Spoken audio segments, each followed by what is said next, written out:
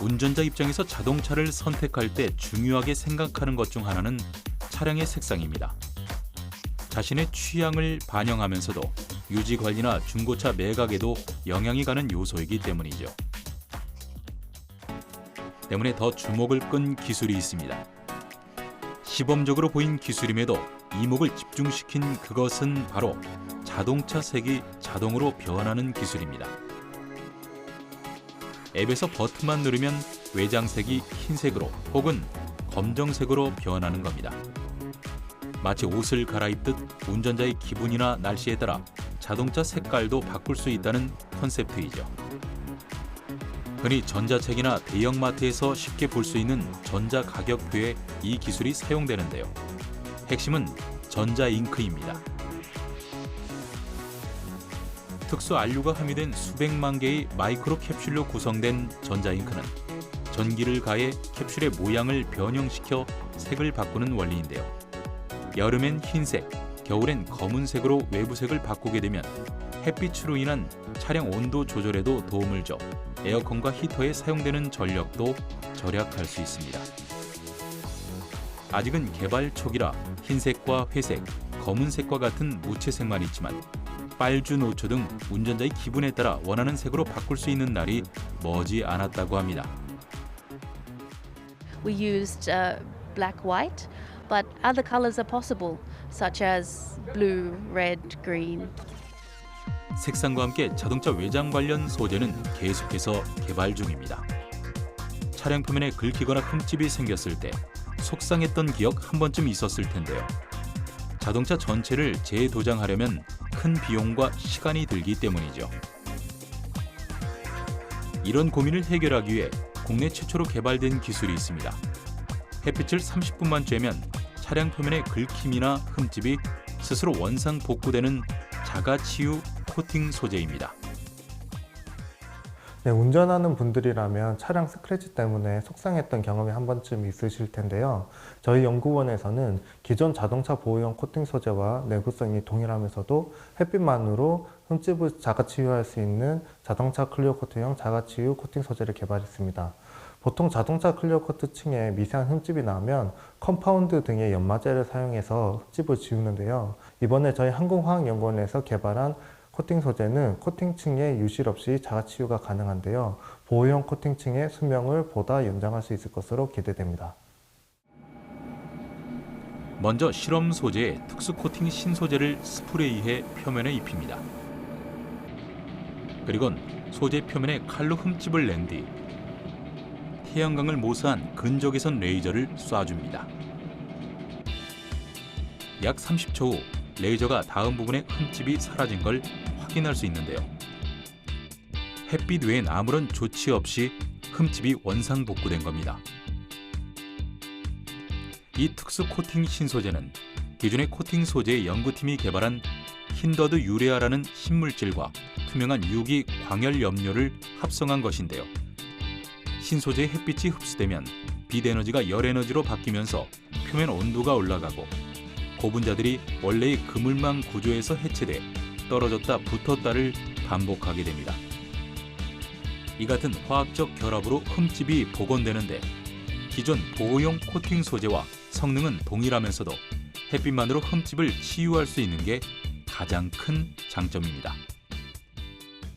저희가 개발하고 있는 자가치유 코팅 소재는 태양광을 이용해서 손상이 된 부분을 스스로 회복하는 소재로 이제 고가의 자동차나 이제 전자제품, 렌즈 등의 보호용 코팅 소재로 사용될 수 있습니다.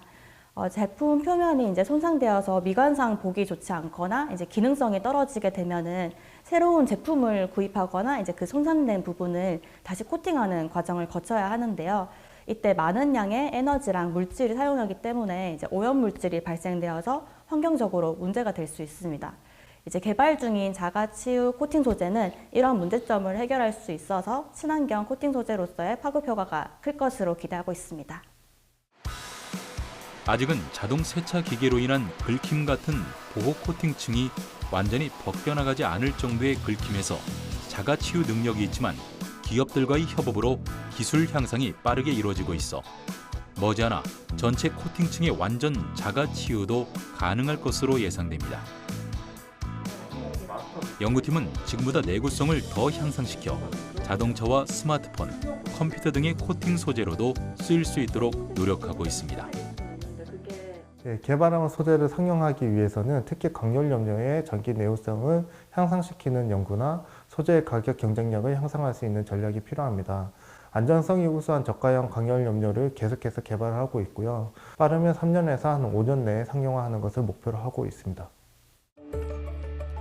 미래 자동차는 하나의 기술로 완성되지 않습니다. 사물 인터넷과 인공지능, 로봇 기술 등 최신 IT 기술이 모두 모인 결정체입니다.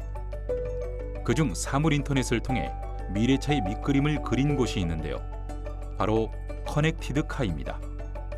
각종 사물이 통신을 통해 자동차와 연결되는 서비스인 커넥티드 카는 자동차 자체가 통신 기기가 된다는 의미로 거대한 사물 인터넷 기기라고도 하죠. 실시간으로 경로를 탐색하고 스스로 차량을 진단하는 것은 물론 스마트폰 앱으로 원격으로 시동을 걸고 문 열기와 공조 기능까지 제어합니다. 반대로 운전 중엔 자동차 내에서 음성으로 집의 가전이나 문 잠김 등의 명령을 내리는 카트홈 서비스를 이용할 수도 있죠. 말 그대로 자동차와 집, 그리고 나를 연결하는 초연결 시스템을 통해 새로운 라이프 스타일을 실현하는 겁니다. 이 모든 것이 이루어지는 핵심은 차량 자체의 소프트웨어인데요. 기존의 차량은 한 번 출시되면 성능 개선이나 기능의 업그레이드가 없거나 제한적이었습니다. 반면 소프트웨어 중심의 자동차는 차량 출시 이후에도 지속적으로 성능과 기능이 업데이트되고 늘 최신 정보를 활용할 수 있도록 유지되는 것이 가장 큰 이점입니다. 쉽게 말해 스마트폰처럼 업데이트를 통해 성능을 개선할 수 있어 시간이 지나도 얼마 전에 구입한 것처럼 최신의 기능들을 자동차로 사용할 수 있게 되는 거죠. 또한 고객이 원하는 기능과 성능을 조합해서 개인의 라이프 스타일에 맞는 차량을 만들 수도 있게 됩니다. 자동차 소프트웨어를 잘 운영하기 위해선 인공지능은 필수인데요. 운전자와 차량에 관련된 모든 데이터는 자동차 내부의 서비스는 물론 제조 공장에서 작업자를 도와주는 역할도 할 수 있기 때문입니다. 인공지능은 우리 생활 곳곳에 쓰이고 있고 전 세계가 연구에 매진하고 있는 기술인 만큼 미래 자동차 기술에서도 빼놓을 수 없는 기술입니다. 거동이 불편한 할머니가 외출을 하기 위해 스마트폰으로 지팡이를 찾습니다. 그러자 지팡이가 담긴 상자가 할머니 가까이 이동합니다. 외출 준비를 끝낸 할머니는 1인 자동차를 타고 바깥 풍경을 보며 가만히 앉아있죠. 할머니의 목적지가 입력된 자동차는 안전하게 할머니를 모셔다 드립니다. 물론 응급 상황에선 더 빠른 자동차와 하늘을 나는 택시까지 동원돼 늦지 않게 병원에 도착할 수 있도록 합니다. 이처럼 운전 등의 행위를 하지 않고 사용자의 경험에 의해 가상의 공간까지 움직이는 이동체를 메타 모빌리티라고 합니다. 컴퓨터와 로봇이 자동차, 아니 이동체인 모빌리티로 구현되는 것인데요. 공상과학 영화에서나 볼 수 있었던 세상이 눈앞에 펼쳐질 날이 얼마 남지 않아 보입니다. 저희가 그리는 미래 모빌리티는 AAM, PBV, 로보틱스 등 굉장히 다양한 모습으로 나타납니다. 먼저 미래 항공 모빌리티인 AAM이 있습니다. 도심 내 그리고 지역 거점 사이의 이동 효율성을 극대화해서 교통 체증을 해결하고 인류가 제한 없이 이동할 수 있도록 하늘 공간을 확장합니다. PBV는 이름 그대로 사용 목적이 뚜렷한 목적 기반 모빌리티를 뜻합니다. 용도에 따라서 카페, 식당, 병원 등의 시설로 변신이 가능해서 말 그대로 자동차가 단순한 이동수단을 넘어서 삶의 공간이 되는 것을 말합니다. 로보틱스 또한 저희가 그리는 미래 모빌리티 세상의 중요한 요소입니다. 로봇이 정밀하게 진화할수록 사람은 더욱 안전하고 편리한 삶을 영위할 수 있게 됩니다. 로봇 부품 제조부터 스마트 의료 솔루션 구축까지 로봇 공학을 활용한 새로운 가치 사슬을 창출할 예정입니다. 로봇과 모빌리티의 만남인 메타 모빌리티 세상은 기술적인 진보와 더불어 사람이 가진 한계를 극복하는 또 다른 의미의 진화입니다. 이제 그 신세계가 펼쳐질 날이 바로 우리 앞에 다가왔는데요. 도심 항공교통인 UAM이 그 첫 주자입니다. 하늘을 나는 자동차, 비행기를 타고 출퇴근을 하는 상상 속의 일상이 이미 실현 단계에 도달한 거죠.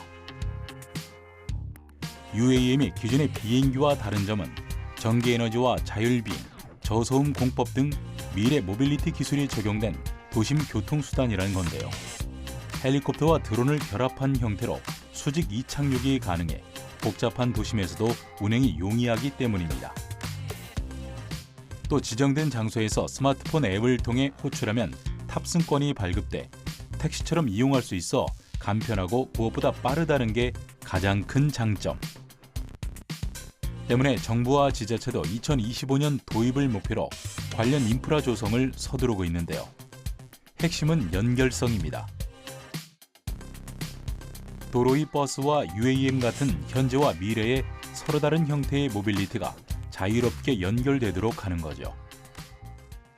자율주행 차량이 출시되어서 이용되는 것도 중요하지만은 그 차량과 일반 운전자 차량과의 어떤 혼재 상황에서의 안전한 운행 같은 것들도 준비를 해야 될 것이거든요.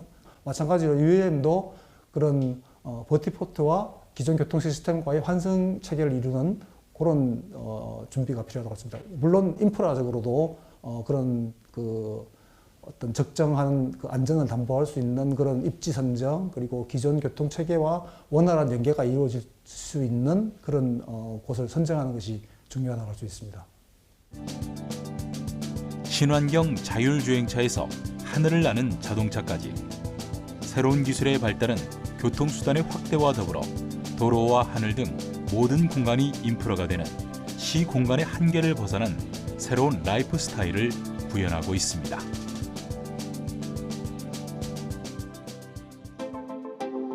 교통사고 원인의 94%는 전방주시 태만과 졸음운전, 판단 오류와 교통법규 위반 같은 운전자의 부주의로 인해 일어납니다. 이를 줄이는 게 자동차 신기술 개발의 주된 목적 중 하나인데요. 자동차와 로봇, 공간의 경계가 허물어지는 시대. 자동차의 진화는 우리가 누릴 서비스 산업에도 큰 변화를 몰고 올 것으로 전망되는데요. 때문에 모두가 안전한, 모두가 누릴 수 있는 보편적인 기술이 될 수 있도록 하는 것 또한 중요한 과제입니다. 이런 교통수단의 디지털화가 디지털 기기를 사용하기 어려운 고령층에게는 상당히 어려운, 사용하기 어렵다는 점입니다. 스마트폰의 앱을 이용을 해서 예약을 하거나 또는 필요한 서비스 시간대를 확인하는 그런 과정을 거치게 됩니다. 역시 그 디지털 격차의 문제가 발생할 수가 있는데, 이런 디지털 격차를 해소할 수 있는 방향으로 미래의 교통 서비스 또는 교통 수단의 디자인이 필요하다, 그렇게 말씀드릴 수가 있습니다.